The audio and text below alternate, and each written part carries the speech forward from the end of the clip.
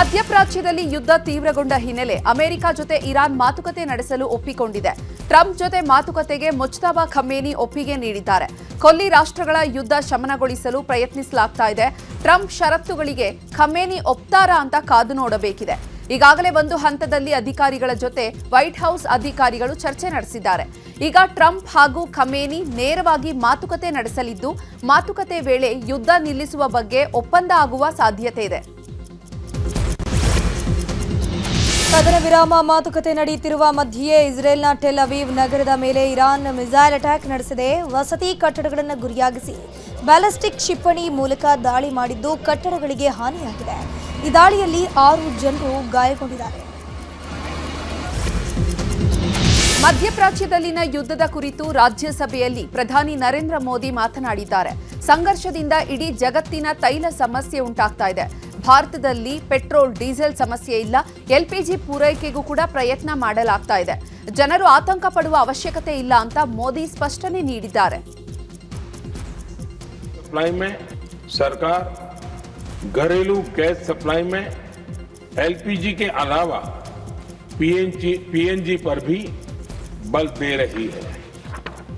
बीते दशक में देश में पीएनजी कनेक्शन पर अभूतपूर्व काम हुआ है. बीते दिनों में इस काम को और तेज किया गया है. साथ ही एलपीजी के घरेलू उत्पादन को भी बड़े पैमाने पर बढ़ाने का प्रयास किया जा रहा है. ಇನ್ನು ಹರ್ಮುಜ್ ಜಲಸಂಧಿ ಬಂದ್ ಕುರಿತಾಗಿಯೂ ರಾಜ್ಯಸಭೆಯಲ್ಲಿ ಮಾಹಿತಿ ನೀಡಿದ ಪ್ರಧಾನಿ ಮೋದಿ, ಹರ್ಮುಜ್ನಲ್ಲಿ ಭಾರತದ ಹಲವು ಹಡಗುಗಳು ಸಿಲುಕಿವೆ. ಹಡಗುಗಳಲ್ಲಿ ಸಿಲುಕಿರುವಂತಹ ಭಾರತೀಯರ ರಕ್ಷಣೆಗೆ ಕ್ರಮ ಆಗ್ತಾ ಇದೆ. ಗಲ್ಫ್ ರಾಷ್ಟ್ರಗಳ ಮುಖ್ಯಸ್ಥರ ಜೊತೆ ನಾವು ಚರ್ಚೆ ಮಾಡ್ತಿದ್ದೇವೆ. ನಾವು ಶಾಂತಿಯ ಸಂದೇಶವನ್ನ ಸಾರಬೇಕಿದೆ. ಮಾತುಕತೆ ಮೂಲಕ ಶಾಂತಿ ನೆಲೆಸುವ ಕಾರ್ಯ ಆಗ್ತಾ ಇದೆ ಎಂದಿದ್ದಾರೆ. ಮಧ್ಯಪ್ರಾಚ್ಯ ದೇಶಗಳಿಂದ ಮತ್ತೆರಡು ತೈಲ ಹಡಗುಗಳು ಭಾರತದತ್ತ ಬರ್ತಾ ಇದೆ. ಜಗ್ ವಸಂತ್ ಮತ್ತು ಪೈನ್ ಗ್ಯಾಸ್ ಎಂಬ 2 ಹಡಗುಗಳು 92,612.59 ಮೆಟ್ರಿಕ್ ಟನ್ ಎಲ್ಪಿಜಿಯನ್ನು ಹೊತ್ತು ಬರ್ತಿದ್ದು ಈಗಾಗಲೇ ಹಾರ್ಮುಜ್ ಜಲಸಂಧಿಯನ್ನು ದಾಟಿವೆ. ಮಾರ್ಚ್ 28ರ ಒಳಗೆ ಭಾರತಕ್ಕೆ ಬಂದು ತಲುಪುವ ಸಾಧ್ಯತೆ ಕೂಡ ಇದೆ. ಇನ್ನು ಈ 2 ಹಡಗುಗಳಲ್ಲಿ 60 ಸಿಬ್ಬಂದಿ ಇದ್ದಾರೆ. ಯುದ್ಧದ ನಡುವೆಯೂ ಇರಾನ್ ಹೊಸ 10 ಮಿಲಿಯನ್ ಮೌಲ್ಯದ ರಿಯಾಲ್ ನೋಟನ್ನ ಬಿಡುಗಡೆ ಮಾಡಿದೆ. ಇದು ಈವರೆಗೂ ಬಿಡುಗಡೆಯಾದಂತಹ ಅತ್ಯಧಿಕ ಮುಖಬೆಲೆಯ ನೋಟು ಎನ್ನಲಾಗಿದೆ. ಇರಾನ್ ಆರ್ಥಿಕತೆಯ ಮೇಲೆ ಯುದ್ಧದ ಬಿಸಿ ತಟ್ಟಿದೆ. ಹಣದುಬ್ಬರವನ್ನು ತಡೆಯಲು ಇರಾನ್ ತನ್ನ ಹೊಸ ಮುಖಬೆಲೆಯ ನೋಟನ್ನ ಪರಿಚಯಿಸಿದೆ. ಭಾರತೀಯ ರೂಪಾಯಿಯ ಲೆಕ್ಕದಲ್ಲಿ ಇದರ ಮೌಲ್ಯ 650 ರೂಪಾಯಿ ಆಗಿದೆ. ಮಧ್ಯಪ್ರಾಚ್ಯ ದೇಶಗಳ ಯುದ್ಧದಿಂದಾಗಿ ಪೆಟ್ರೋಲ್ ಡೀಸೆಲ್ಗಾಗಿ ಜನ ಪರದಾಡುವಂತಾಗಿದೆ. ಬೆಳಗಾವಿಯ ಹಲವು ಪೆಟ್ರೋಲ್ ಪಂಪ್ ಮುಂಭಾಗದಲ್ಲಿ ನೋ ಸ್ಟಾಕ್ ಬೋರ್ಡ್ ಅನ್ನು ಹಾಕಲಾಗಿದೆ. ಬೆಳಗಾವಿಯ ಅಜ್ಜಂ ನಗರದ ಭಾರತ್ ಪೆಟ್ರೋಲ್ ಪಂಪ್ ಬಂದ್ ಮಾಡಲಾಗಿದ್ದು 2 ದಿನಗಳಿಂದ ದೇಸೂರು ಡಿಪೋದಲ್ಲಿ ಕೇಳಿದ್ರೂ ಸ್ಟಾಕ್ ಇಲ್ಲ ಅಂತಿದ್ದಾರೆ. ಯುದ್ಧದ ಎಫೆಕ್ಟ್ನಿಂದ ನಮ್ಮಲ್ಲಿ ಪೆಟ್ರೋಲ್ ಸಿಗ್ತಿಲ್ಲ, ಡಿಪೋದಲ್ಲೇ ಪೆಟ್ರೋಲ್ ಡೀಸೆಲ್ ಸಪ್ಲೈ ಇಲ್ಲ, ಸ್ಟಾಕ್ ಬಂದಿಲ್ಲ ಅಂತ ಮುಖ್ಯ ಸಪ್ಲೈಯರ್ ಹೇಳ್ತಿದ್ದಾರೆ. ಜನರಿಗೆ ಸ್ಟಾಕ್ ಇಲ್ಲ ಅಂತ ಉತ್ತರ ನೀಡಿ ಸಾಕಾಗಿದೆ ಅಂತ ಪಂಪ್ ಮಾಲೀಕರು ಬೇಸರ ವ್ಯಕ್ತಪಡಿಸಿದರು. 1 ಅವರ್ ಆಯ್ತು ಈಗ ಅವಾಗಿಂದ ವೇಟ್ ಮಾಡಕತ್ತಿ. ಎಲ್ಲೂ ಪೆಟ್ರೋಲ್ ಸಿಗ್ತಾ ಇಲ್ಲ ಬೆಳಗಾಮದಲ್ಲಿ. ಈ ಥರ ಆದರೆ ಕೆಲಸಕ್ಕೆ ಹೋಗೋದು ಹೆಂಗು, ಯಾವ ಥರ ಏನು ಮಾಡೋದು, ಇನ್ನೇನು ಮನೆಯಲ್ಲೇ ಕುಂದುವಂಥ ಪರಿಸ್ಥಿತಿ ಬರ್ಬೋದು ಆಂಬಲ್ ಅನಿಸುತ್ತೆ. ಯಾಕೆ ಈ ವಾರ ನಿರ್ದಿಂದ ಸಮಸ್ಯೆಗಳು ಭಾಳ ಅಂದ್ರೆ ತುಂಬ ಸಮಸ್ಯೆ ಆಗ್ಬೋದು ಅಂತ ಅನಿಸ್ತದೆ. ಇವಾಗಲೇ ಸ್ಟಾರ್ಟ್ ಆಗಿದೆ ಅನಿಸುತ್ತೆ. ಸರ್ಕಾರ ಏನು ಇದನ್ನೆಲ್ಲ ಆದಷ್ಟು ಮಟ್ಟಿಗೆ ಜಲ್ದಿ ಇದನ್ನು ಕ್ಲಿಯರ್ ಮಾಡ್ಬೇಕಂತ ಒಂದು ವಿಚಾರ. ಎಲ್ಲಿ ಪೆಟ್ರೋಲು ಸಿಗತ್ತೆ ಇಲ್ಲ, ಫುಲ್ ಕ್ಯೂ. ನೈಟ್ ಎಲ್ಲ ಹಚ್ಚಿನೂ ವಾಪಸ್ ಹೋಗ್ಬೇಕಾದ್ರೂ ಫುಲ್ ಕ್ಯೂ ಇರ್ತೈತಿ, ಬೆಳಗ್ಗೆ ಬರ್ಬೇಕಾದ್ರೂ ಕ್ಯೂ ಇರ್ತೈತಿ. ಮತ್ತು ಕೆಲವೊಂದು ಕಡೆ ಪೆಟ್ರೋಲೇ ಇಲ್ಲ ಅನ್ನಕತ್ತಾರ. ಹಿಂಗಾಗಿ ನಮಗೆ ಆಫೀಸಿಗೆ ಹೋಗೋರಿಗೆ ಭಾಳ ಪ್ರಾಬ್ಲಮ್ ಆಗತ್ತೆ. ತುಂಬ ಸಮಸ್ಯೆ ಆಗ್ತಾಯಿದೆ ಸರ್. ಪೆಟ್ರೋಲ್ ಸಿಗ್ತಾ ಇಲ್ಲ, ಏನಿಲ್ಲ ಸರ್. ಅದ್ರ ಮೇಲೆ ನಮ್ಮ ಜೀವನ ಸರ್. ಇದಿಲ್ಲ ಅಂದ್ರೆ ನಮ್ದು ಮತ್ತು ಮನೇಲಿ ಖಾಲಿ ಕುಂದ್ಬೇಕಾಗುತ್ತೆ ಸರ್. ಅದರಿಂದ ಬೇರೆ ನಾವು ಏನು ಕೆಲಸ ಮಾಡಲ್ಲ. 3 ವರ್ಷ ಅದನ್ನ ಮಾಡ್ತಾ ಇದೀವಿ. ಆಮೇಲೆ ಎಲ್ಲ ಪೆಟ್ರೋಲ್ ಪಂಪ್ ಪೂರ್ತಿ ಬಂದಾಗಿದೆ. ಈಗ ನಾನು ಎಲ್ಲ ಕೆಲಸ ಹೋಗ್ಬೇಕಂದ್ರೆ ಗಾಡಿಯಲ್ಲಿ ಪೆಟ್ರೋಲ್ ಇಲ್ಲ. ಪೆಟ್ರೋಲ್ ಬೇಕಾಗಂದ್ರೆ ಸುತ್ತಾಗಿ ಪೂರ್ತಿ ಬೆಳಗಾವಿಯಲ್ಲಿ ಸುತ್ತಾಗಿದ್ರೆ ಯಾವ ಪಂಪಲ್ಲಿ ಪೆಟ್ರೋಲ್ ಕೊಡ್ತಾ ಇಲ್ಲ. ಭಾಳ ತೊಂದರೆ ಆಗಿಬಿಟ್ಟಿದೆ ಸರ್ ಪೆಟ್ರೋಲ್ಗೆ. ಇನ್ನು ಬೆಳಗಾವಿ ನಗರದ ಅಜ್ಜಂ ನಗರದ HP ಪೆಟ್ರೋಲ್ ಬಂಕ್ ಬಳಿ ಪೆಟ್ರೋಲ್ಗಾಗಿ ಯುವಕರು ಹೊಡೆದಾಡಿಕೊಂಡಿದ್ದಾರೆ. ಪೆಟ್ರೋಲ್ ವಿಚಾರಕ್ಕೆ ಗಲಾಟೆಯಾಗಿದ್ದು ಯುವಕರ ಜಗಳ ಬಿಡಿಸೋಕೆ ಜನರು ಹರಸಾಹಸ ಪಟ್ಟಿದ್ದಾರೆ.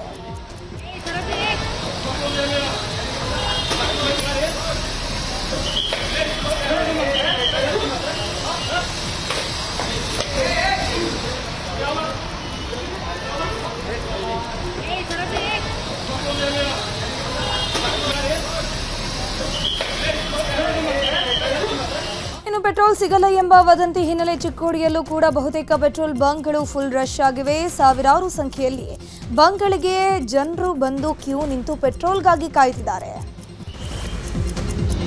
ವಾಣಿಜ್ಯ ಸಿಲಿಂಡರ್ ಸಿಗದೆ ಹೋಟೆಲ್ ಮಾಲೀಕ ಆತ್ಮಹತ್ಯೆ ಮಾಡಿಕೊಂಡ ಘಟನೆ ಬೆಳಗಾವಿ ಜಿಲ್ಲೆಯ ಹುಕ್ಕೇರಿ ಪಟ್ಟಣದಲ್ಲಿ ನಡೆದಿದೆ. ರಾಮ ಹಳ್ಳೂರಿ ಆತ್ಮಹತ್ಯೆ ಮಾಡಿಕೊಂಡಂತಹ ಹೋಟೆಲ್ ಮಾಲೀಕರಾಗಿದ್ದಾರೆ. ಹುಕ್ಕೇರಿ ಪಟ್ಟಣದ ಹಳೆ ಬಸ್ ನಿಲ್ದಾಣದಲ್ಲಿ ಹನುಮಾನ ಹೋಟೆಲ್ ಮಾಲೀಕರಾಗಿದ್ದಂತಹ ರಾಮ ಹಳ್ಳೂರಿ ಗ್ಯಾಸ್ ಇಲ್ಲದೆ ಹೋಟೆಲ್ ಬಂದ್ ಆಗಿದ್ದರಿಂದ ಸಾಲ ತೀರಿಸಲಾಗದೆ ಆತ್ಮಹತ್ಯೆ ಮಾಡಿಕೊಂಡಿದ್ದಾರೆ. ಇರಾನ್ ಅಮೆರಿಕ ಯುದ್ಧದ ಮಧ್ಯೆ ಹಿಮಾಚಲ ಪ್ರದೇಶದಲ್ಲಿ ಪೆಟ್ರೋಲ್ ಡೀಸೆಲ್ ಮೇಲೆ ವ್ಯಾಟ್ ಹೆಚ್ಚಿಸಲಾಗಿದೆ. ವಿಧವೆ ಮತ್ತು ಅನಾಥರ ಹೆಸರಲ್ಲಿ ₹5 ಸೆಸ್ ಹೆಚ್ಚಿಸೋಕೆ ಬಿಲ್ ಅನ್ನು ಹಿಮಾಚಲ ಪ್ರದೇಶ ಸರ್ಕಾರ ಅಂಗೀಕರಿಸಿದೆ. ಕಾಂಗ್ರೆಸ್ ಸರ್ಕಾರದ ನಿರ್ಧಾರಕ್ಕೆ ಬಿಜೆಪಿಯ ನಾಯಕರು ಆಕ್ರೋಶ ವ್ಯಕ್ತಪಡಿಸಿದ್ದಾರೆ. ಜನ ವಿರೋಧಿ ಸರ್ಕಾರ ಹಣದುಬ್ಬರಕ್ಕೆ ಕಾರಣ ಅಂತ ಬಿಜೆಪಿ ಟೀಕಿಸಿದೆ. ಸರ್ಕಾರದ ನಿರ್ಧಾರವನ್ನು ಸಿಎಂ ಸುಖವಿಂದರ್ ಸಿಂಗ್ ಸುಖು ಸಮರ್ಥಿಸಿಕೊಂಡಿದ್ದಾರೆ.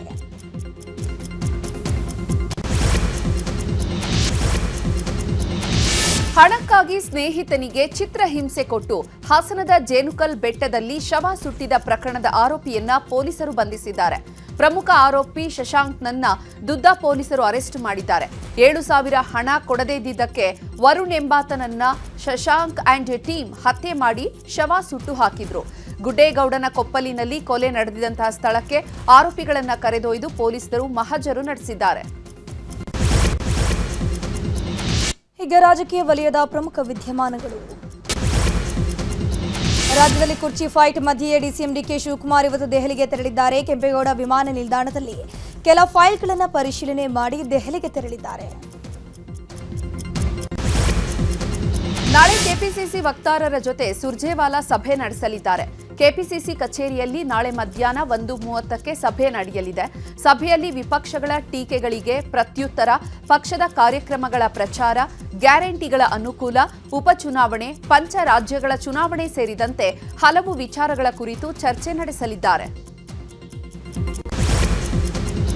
ದಾವಣಗೆರೆಯ ದಕ್ಷಿಣ ಕ್ಷೇತ್ರದ ಬಿಜೆಪಿ ಅಭ್ಯರ್ಥಿ ಶ್ರೀನಿವಾಸ್ ದಾಸಕರಿಯಪ್ಪ ಭರ್ಜರಿ ಕ್ಯಾಂಪೇನ್ ಮಾಡ್ತಾ ಇದ್ದಾರೆ. 13ನೇ ವಾರ್ಡ್ನ ಕೆಕೆ ಕಾಲೋನಿ, ದೇವರಾಜ್ ನಗರ, ಇಂದಿರಾನಗರ, ಕಾರ್ಮಾಕ್ಸ್ ನಗರದಲ್ಲಿ ಮತಯಾಚನೆ ಮಾಡಿದ್ರು. ಈ ವೇಳೆ ಬಿಜೆಪಿ ಮುಖಂಡರಾದ ಯಶವಂತರಾವ್ ಜಾಧವ್, ಬಿಜಿ ಅಜಯ್ ಕುಮಾರ್, ರಾಜನಹಳ್ಳಿ ಶಿವಕುಮಾರ್ ಸೇರಿ ಹಲವರು ಸಾಥ್ ಕೊಟ್ಟಿದ್ದಾರೆ.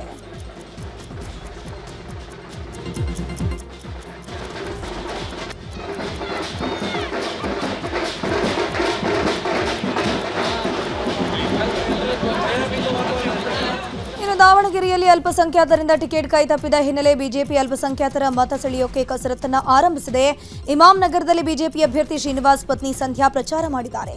ಮುಸ್ಲಿಂ ಮನೆಗೆ ತೆರಳಿ ಮತಯಾಚನೆ ಮಾಡಿದ್ದಾರೆ. ಈ ವೇಳೆ ಮುಸ್ಲಿಂ ಮಹಿಳೆಯರು ಹಿಂದೂ ಸಂಪ್ರದಾಯದಂತೆ ಉಡಿ ತುಂಬಿದ್ದಾರೆ.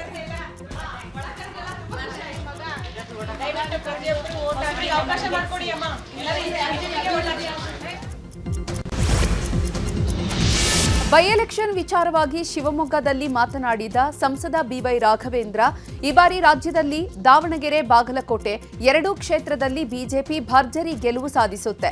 ಇದಕ್ಕೆ ನಿನ್ನೆ ಸೇರಿದಂತಹ ಜನಸ್ತೋಮವೇ ಸಾಕ್ಷಿ. ದಾವಣಗೆರೆಯಲ್ಲಿ ಒಂದು ಕಡೆ ಕುಬೇರ, ಇನ್ನೊಂದು ಕಡೆ ಸಾಮಾನ್ಯ ಕಾರ್ಯಕರ್ತ ಸ್ಪರ್ಧಿಸಿದ್ದಾರೆ. ಎಲ್ಲವನ್ನ ಕೂಡ ಜನ ಗಮನಿಸುತ್ತಿದ್ದಾರೆ. ರಾಜ್ಯದಲ್ಲಿ ಕಾಂಗ್ರೆಸ್ ಸರ್ಕಾರದಿಂದ ಅಭಿವೃದ್ಧಿಯಾಗಿಲ್ಲ. ಇದು ಜನರ ಮನಸ್ಸಿನಲ್ಲಿ ಇದೆ. ಹೀಗಾಗಿ ಈ ಬಾರಿ ಬಿಜೆಪಿಗೆ ಗೆಲುವಾಗಲಿದೆ ಅಂದಿದ್ದಾರೆ. ಮತದಾನದಲ್ಲೂ ಕೂಡ ಕ್ರಾಸ್ ವೋಟಿಂಗ್ ಆಗಿ ಅವಮಾನ ರಾಷ್ಟ್ರದಲ್ಲಿ ಸುಮಾರು 5 ರಾಜ್ಯದಲ್ಲಿ ಚುನಾವಣೆ ನಡೀತಾ ಇದೆ. ಅದೇ ರೀತಿ ಉಪಚುನಾವಣೆ ಕೂಡ ಘೋಷಣೆ ಆಗಿದೆ.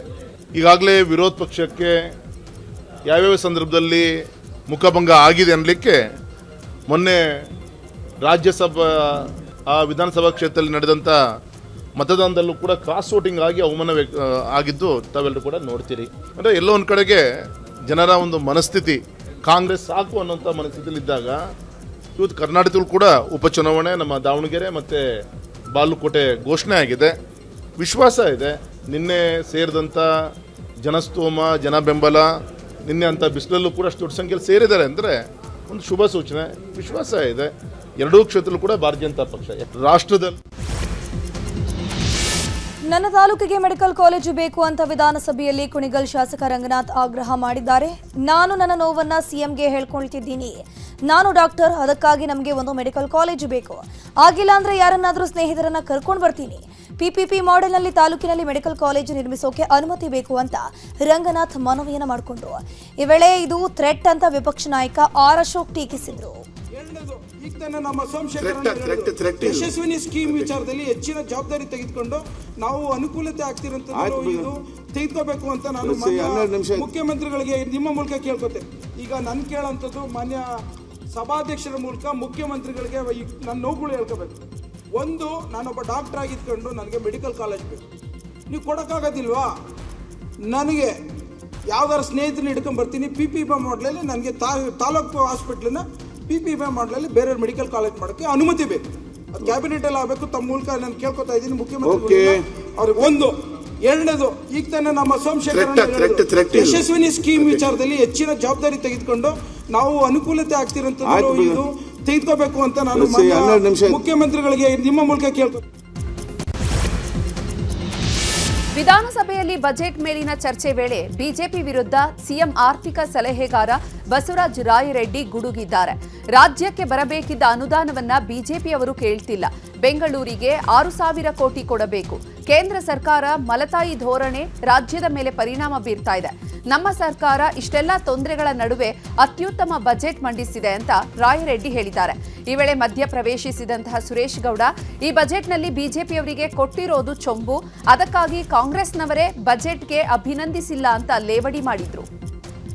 ಕೇಂದ್ರ ಸರ್ಕಾರ ರಾಜ್ಯ ಸರ್ಕಾರಗಳಿಗೆ ಹಣ ನೀಡ್ತಾ ಇಲ್ಲ.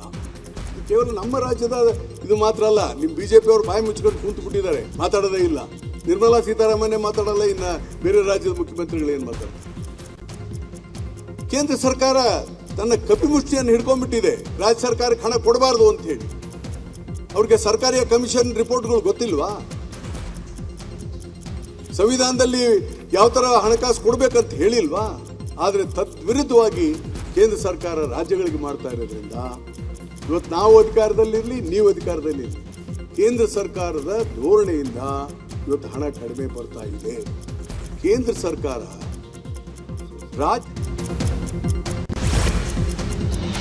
ಈಗ ರಾಜ್ಯದ ಪ್ರಮುಖ ಸುದ್ದಿಗಳು.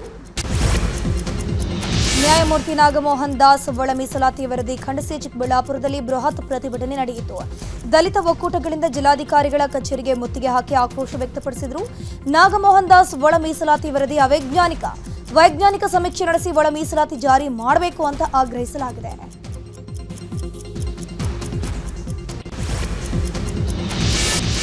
ಶನಿವಾರದಿಂದ ಐಪಿಎಲ್ ಆರಂಭದ ಹಿನ್ನೆಲೆ ಮೊದಲ ಪಂದ್ಯ ಆರ್ಸಿಬಿ ಮತ್ತು ಎಸ್ಆರ್ಎಚ್ ಮುಖಾಮುಖಿಯಾಗಲಿವೆ.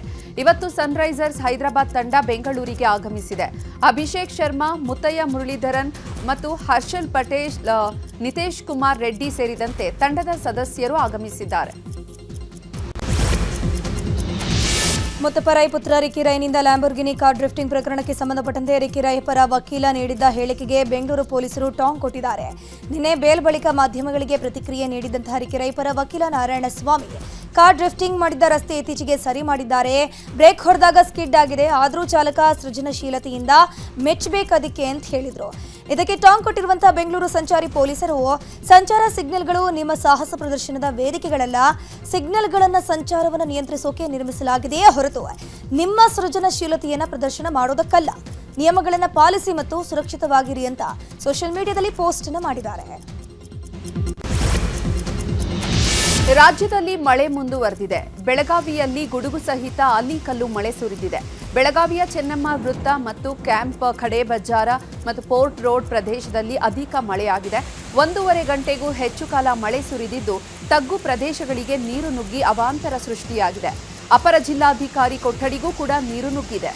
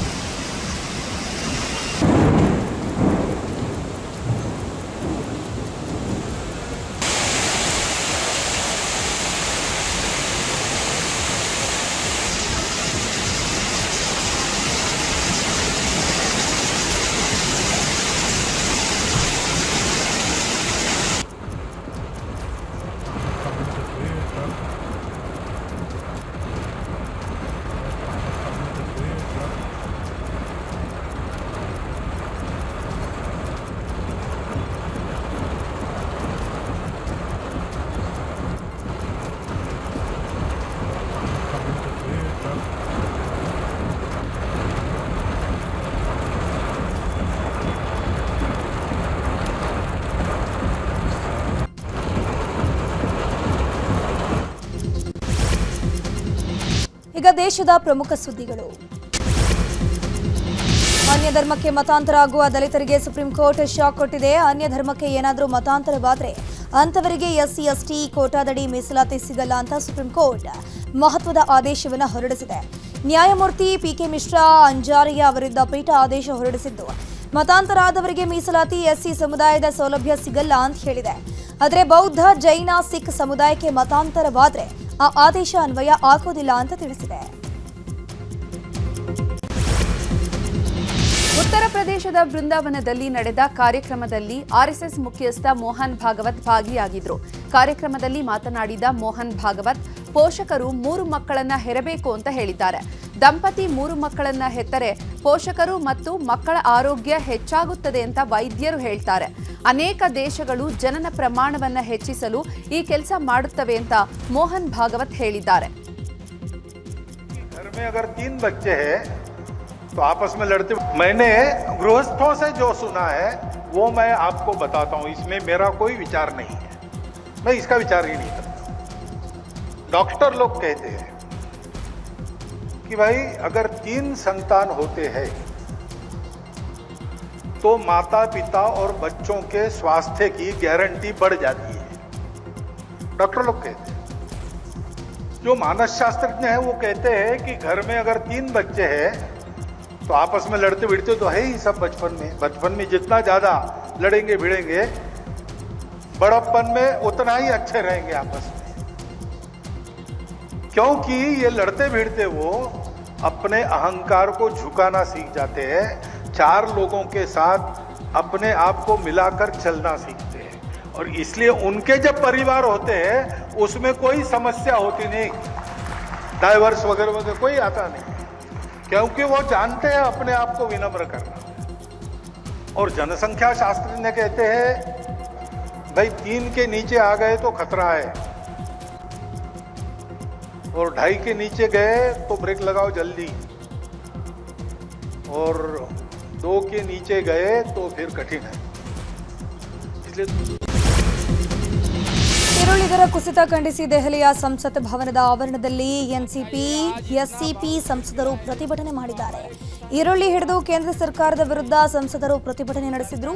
ಈರುಳ್ಳಿ ಬೆಲೆ ಕುಸಿದಿದೆ, ರೈತರು ಆತ್ಮಹತ್ಯೆಯಿಂದ ಸಾಯ್ತಾ ಇದ್ದಾರೆ. ಆದ್ದರಿಂದ ಈರುಳ್ಳಿ ಬೆಳೆಗಾರರಿಗೆ ಸರ್ಕಾರ ನ್ಯಾಯಯುತ ಬೆಲೆಯನ್ನು ಒದಗಿಸಿಕೊಡಬೇಕು ಅಂತ ಸಂಸದರು ಆಗ್ರಹಿಸಿದರು. अपोज में सरकारी ये करने की जो हमारे प्याज को भाव मिलना चाहिए. आज इतना भाव गिड़गिड़ा है तो हमारे किसानों को आत्महत्या करनी पड़ रही.